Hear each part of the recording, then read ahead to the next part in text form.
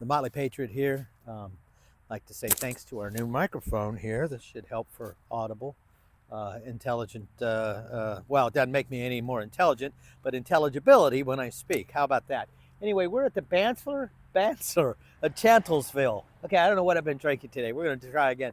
Battle of Chancellorsville. Union Major General Joseph Hooker and much of the Army of the Potomac arrived here on the 30th of April in 1863, having maneuvered westward from Falmouth in an attempt to turn General Robert E. Lee's left flank. Fighting began east of here along the Orange Turnpike on 1st of May. On 2nd of May, Lieutenant General Thomas J. Stonewall Jackson marched around the Union positions and attacked Hooker's exposed right flank.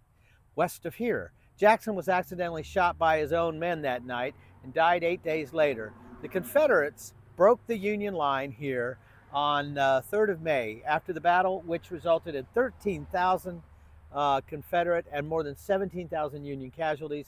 Lee took the initiative to invade the North. So this came up in 2017. This is a recent one. I want to show you something over here, though. We've got cannons, which I think are neat. Always appreciate the some of the artillery pieces that are out here. And this looks rather interesting. I wonder if we're allowed to walk on the grass. I always like the straight path, crow's flight, if you will. So I suppose we have documented naughtiness here. But we are at the site of the old Chancellor House, and there's I'll put some links in the description to the history of Chancellor. I guess it was a hotel, burnt down, and then was rebuilt again. But these are some interesting artillery pieces. Oh, that's a parrot with that over there. Look at this one. That's the Napoleonic. Interesting. So,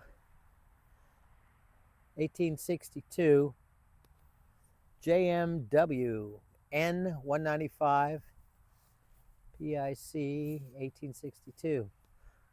I don't know if that, look at that bead on the sight there. So this is smooth from front to rear, whereas this one has a reinforcement in the back.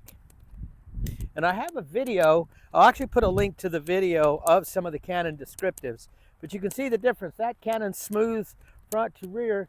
This has a built-in reinforcement around here, which one would assume allows you to put a heavier charge in there. There's the touch hole right there. Anyway, don't know what it says on this casting on the end, but that other one was filled in. This is a rifled cannon barrel, not a smooth bore. Maybe that other's a smooth bore. You see the rifling cast into that. Well, probably drilled into it. But let's take a look for you folks that don't live in Virginia and can't come out here. There's just so much to see. Lee's great triumph. As Union resistance around Chancellor House dissolved, Robert E. Lee rode into the clearing behind his victorious battalions. Though badly outnumbered, Lee in 3 days had stopped the initial Union advance, brazenly split his own army to launch the most successful flank attack of the war, and on May 3rd, driven the Federals from their entrenched positions around Chancellorsville. The battle was perhaps the greatest of his career. Thousands of Confederate troops raised their hats and cheered when they saw Lee arrive near the Chancellor House, wrote one staff officer. And oh, here's a neat photo. Oh, it's a drawing. Edwin Forbes penciled this sketch on May 3rd, fighting. Engravers later added the grid to guide them in preparing the sketch for publication. Wow, pretty neat. Well, I guess the only people that had a Facebook and a YouTube account were the ones with a pencil and paper, so to speak. But there's a photograph of that, but kind of neat. Well, I can read this. On the morning of May 3rd, 1863, more than 17,500 men fell, killed or wounded in the woods and fields around you. One man shot every second for 5 hours. Entrenched Union lines in front of you collapsed, and the Confederates surged forward to seize Chancellorsville intersection. Some 25 Union cannons in this clearing made a valiant effort to cover the retreat, but soon were smothered in a Confederate crossfire. Now, I think it's interesting because, you know, they had to come across, I suppose they came across at Eli's Ford, but they had to cross the Rapidan River to get here.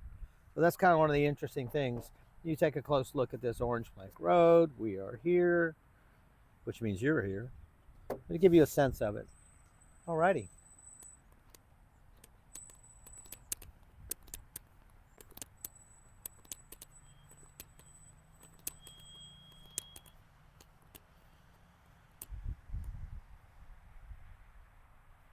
Burial site of two Raleigh infants, 1912 and 1915.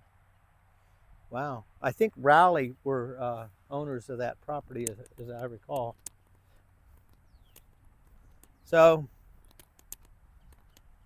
kind of an interesting piece of property. If you look over in that general direction on the other side of that traffic is where Catherine Furnace is. So anyway, here's a photograph drawing of what Chancellor would have looked like. And up here we have the charred ruins.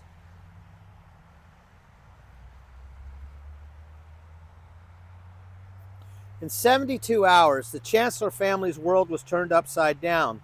A Union soldier describes the Chancellor women in April 30th. Upon the upper porch was quite a bevy of ladies in light, dressy, attractive spring costumes. They were not at all abashed or intimidated, scolded audibly, and reviled bitterly. They stated they had assurances from General Lee, who was just ahead, that he was there anxiously awaiting an opportunity to extend the hospitalities of the country. They had little concept of the terrors in store for them. These days, 3 days later, Confederate artillery shells set fire to Chancellor House, forcing Sue Chancellor and the other women to flee. A sight that met our eyes as we came upon the dim light of that basement room beggars description. The woods around the house were a sheet of fire. The air was filled with shot and shell. Horses were returning, rearing and screaming. The men, a mass confusion, moaning, cursing, and praying. At our last look, our old home was completely enveloped in flames. She's 14. Wow, that's a 14-year-old girl. Yeah. So here you are. If you look around, there's the remains of that. We'll come back at another time, maybe do a little bit more on this. But anyway, folks out there, I highly recommend coming out to Virginia. It's a great destination for tourism, especially with the Civil War battle. There's a lot that's been learned from the methodologies of the armies during those times. But anyway, Chancellorsville, the Battle of Chancellorsville. Thanks for dialing in.